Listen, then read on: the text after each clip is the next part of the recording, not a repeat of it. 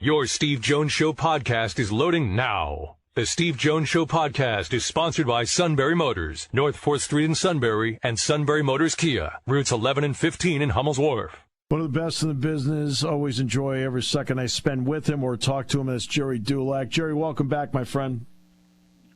Steve, always good talking with you, my friend. It's good to be with you. And, as much as I love the Masters, and I do, because of the history and the tradition and the beauty, from a pure shot-making and competitive standpoint, you give me the U.S. Open and the British Open, and I find the competition a little more captivating. The test of golf of this, the champion really is the champion. You don't get away with much at this, do you? No, you don't, and that's what I like about it. And typically, it's not a birdie fest. It's kind of hold on to the steering wheel and make sure you don't crash. And it's the person who avoids the big numbers typically is what I look for and pay attention to when you get to the weekend. Now, you look at what Jon Rahm did at Augusta, making double bogey and then going on to win. As you can well imagine, that's something of a rarity. You don't see that happen too often. In the U.S. Open, you do that, you're giving away more shots to the field because there's more birdie opportunities at Augusta National. And there'll be some here at L.A. North. I'm really curious to see this golf course. Steve, George Thomas has designed 3 courses out there in Hollywood: Riviera, Bel Air, and right. L.A. North and South. And I've played Riviera and I've played Bel Air, and of course I love them both. I really like Bel Air, and I think L.A. North plays a little bit more like Bel Air. But I'm just curious to see with Gil Hanse's restoration. I'm just curious to see both the look and how it plays. But you got some really cool holes out there, and some really demanding holes. It starts with a par 5. It's a lot like Riviera. He just gets you off onto the golf course. Nothing too demanding. A little soft downhill. I think it's 574, but that's nothing for those guys. And that's kind of like his calling card. Get you started with a soft par 5. And go from there. Although I'm thinking about Bel Air, and I think Bel Air started with a par 4. But nonetheless, I just think it's a neat array of holes, a nice mix. And like I said, I don't want to say it. I think they're going to eat it up because I don't think that's the case. But I don't think this is going to be a grueling test of golf. I think it's going to be a question of who just navigates a golf course that they, let's face it, really haven't seen a whole lot other than this week. And it's interesting, after you play one, which is, as you mentioned, the par 5, the next 17 holes only have 2 more par 5s and 5 par 3s, right, and one that can play as short as 75, 80 yards, and one that can play as long as 290. Yeah, the 290 one, little downhill. So, it'll probably play, more like 250, 260, but for those guys, that's probably a 5-iron. And depending on the wind, right, and if they want to bounce it up, depending on how firm, who knows with some of those guys, could be a 6-iron. But yeah, and the 15th hole is the short one. And I saw it today where they said it could play as short as 68 yards, but it's just such a neat hole. It's almost like a horseshoe green. And, more like a boomerang, if you will. And it just looks like it would have some really cool pin positions. And I was hearing some of the guys say yesterday that if the pin is on the front right, I think they said, that you might see there's really nowhere to go at that pin, and you might see guys play short of the green. Imagine that, Steve, a 68-yard, that's what it would be, a 68-yard par 3, and they're deliberately trying to play short of the green. Part of when I've seen Gil Hanse and his hands on a course, I love what he does with it, especially what he does with the landscape of it. But what I usually notice about the greens is that you have to hit a spot, and if you don't, the possibility of rolling into a bailout area it's there. That part is the part to me that's not crazy. I'm not crazy about, because you hit the target and the target doesn't let you keep it. Steve, I'm with you in this regard, and I agree I like his restoration work. Now, yes, when he went into Durrell and redid that, that was not roundly received by the players. They did not like what he did, but I loved what he did at Southern Hills. Yes. You know, I really liked what he did at Brookline. I thought Southern Hills was dramatic, the way he brought the creeks back into play. I will see what this is, and I saw last week what he's doing at Oakmont, at least with the front nine. And if you've been out to Oakmont and you look at what he's done on the front nine, it's nothing dramatic. But if you know Oakmont and know where the bunkers were and how the fairways were, you can see, if you pay attention, oh, yeah, he added a little wider fairway here. Oh, yeah, look, he flattened out the green here, created a better pin position. You know, you talk about the runoffs. He took the runoff behind the third green, which cost Tiger the U.S. Open. He took that out and made that all rough. So now, which is very easy to do on that hole, because you hit it and go over the green, now it's going to be held up by the rough. And instead of it going 40, 50 yards, 30, 40 yards over the green and just facing a really, really delicate, if not impossible, pitch shot. So I like what he's done from a restoration standpoint. He's going to start the back at Oakmont in preparation for the 2025 Open. He's going to start that in September. But they have opened up the front to the members. They'll close it down the back September 11th. And but what I've seen from all the different places, I like when he gets in there and gets his hands on some restoration and refurbishing, not necessarily a total redo.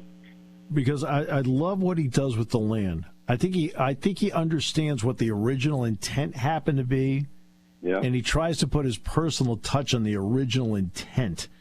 And that's what I've always liked about how he's gone about his business in terms of golf courses that he has put his hands on. And it's funny too, Steve. A decade ago, the Open doctor, if you will, was Reese Jones. Yes. Now the Open doctor who they're bringing in is Gil Hanse. And he did Pinehurst, redid Pinehurst number 4.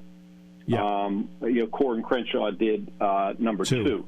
But yeah, he's become the refurbisher du jour, and seems to be. Now I don't know. Pinehurst is next year, then Oakmont, then Shinnecock. I don't know if they brought him in at Shinnecock. Somebody asked me today, why are they redoing Oakmont? And I thought, I don't have a real good answer for that, Steve. But because I see what they're doing, and it looks like they're trying to make it actually more fair, almost easier, if you will, because they're giving them more area to hit the ball. But I think the beauty of what they're doing is they're creating more options. They're putting more decision-making into your shots. Okay, do I want to try and take on those bunkers to that wider area there, or should I land it short here and maybe have a more difficult line to the pin? And I think that's what Gil Hanse tries to do. He's not necessarily making it tougher. The only thing that makes it tougher, Steve, is drastic weather and nasty, nasty rough, which apparently we're going to see here. But I think that's what he's doing at Oakmont, and that's what he did at the other places. And I think that's why what he's doing is viewed very favorably. Yeah. Obviously, the LIV PGA story is a huge story, and Jay Monahan, because of a medical issue, is not on hand to talk about it right now, and hopefully Jay Monahan's going to be okay. But what's the sense you get from players, and that's what is your personal sense of what this can mean? Well, I have several different thoughts about it, Steve. Like everybody, totally shocked, totally blindsided, totally surprised. When everybody saw that blurb come across their cell phone that they've merged, and everybody thought, are you kidding me? Nobody saw that coming. So that alone was stunning. Now, as some of the layers are being peeled away, we're seeing what it means. But I don't think there's any question the PGA Tour, let's face it, Steve, they're the most powerful, grandest tour, have been and will continue to be, a tour that has the upper hand. Why would they take this on? Why would they do this when they are the premier tour in the world?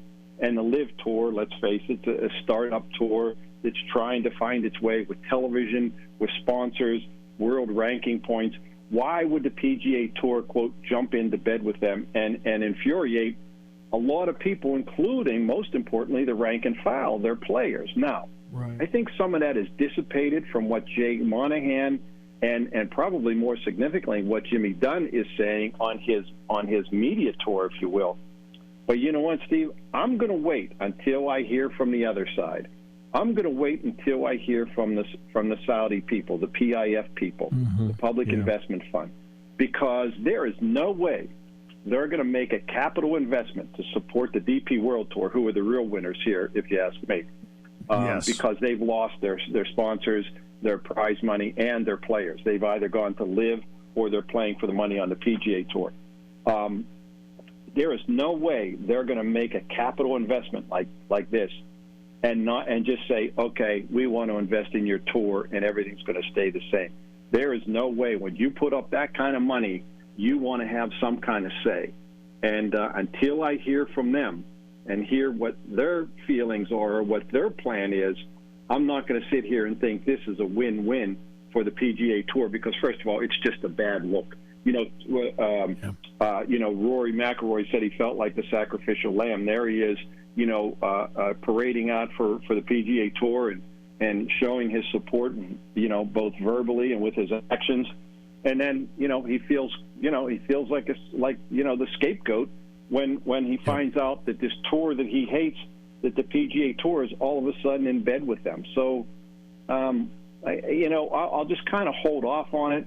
It's just a bad look, though, for the tour, and we'll see how it plays out. But there's no question there'll be a pathway back for those players who left to go to the LIV Tour to come back to DP World Tour or the PGA Tour, because, again, they are not going to put up that kind of money and have their players have the PGA Tour tell their players or tell them what they're going to do. I'll wait till I see that happen. Yeah, I mean, you and I both know money talks. That's the one area where the PGA Tour could not outlast LIV. They can't outlast them on the money part of it. And if they have to keep throwing more money into purses and so forth to compete with LIV, because, again, LIV has unlimited funds, does that mean Korn Ferry goes away? Does that mean the Champions Tour goes away? I mean, what do you have to do to sacrifice to compete financially with them? And I wonder if that entered into it. Well, I don't think there's any question it entered into it. I'll tell you where else it entered into it, maybe even more significantly, was in litigation. All lawsuits, of course, and future litigation disappears, as does, according to the PGA Tour, according to Jimmy Dunn, so does all recruitment of PGA Tour players, which I believe. They want to stop the acrimony. They want to stop the divide. That is the positive in this whole thing, if in fact that's the case. But that's a big reason, because there's no way the PGA Tour can fight the LIV Tour in court on an equal financial basis, because they just don't have those kinds of deep pockets. And I think the irony here, speaking of the finances, Steve, is that the LIV Tour came about, and the PGA Tour's response was to ask its sponsors to double their money. They basically doubled the purses. They're paying out $3-some million in these elevated events. And so if they put themselves in a financial bind, which you have to think they have, because this is why they made this deal, it's because they reacted, quote, overreacted to the LIV Tour. And so, but you can understand to a degree why that happened, in that they were losing their players and they didn't want to lose any more. And guys were getting offers. Ricky Fowler, $70 million, turned it down. Jason Day had an offer, turned it down. You know why? Because it wasn't enough money. Steve, I'm a firm believer, the old WWE wrestler Ted DiBiase, the $1 Million Man, always said his whole slogan was, every man has his price. And that's true. It's just a question of when do you reach it, And so that's where, that's the irony of why the tour is kind of in this position, because they overreacted, in my opinion, to what LIV was doing. Then again, Steve, I really don't know what Jay Monahan was supposed to do. I think he's mishandled the whole situation, and I say that not knowing. I mean, not being able to say, I don't know what he was supposed to do. To be perfectly honest. Right. There's usually a core group that can win this. I think Jack Nicklaus always said he could walk into the locker room and knew which 6 guys he had to beat.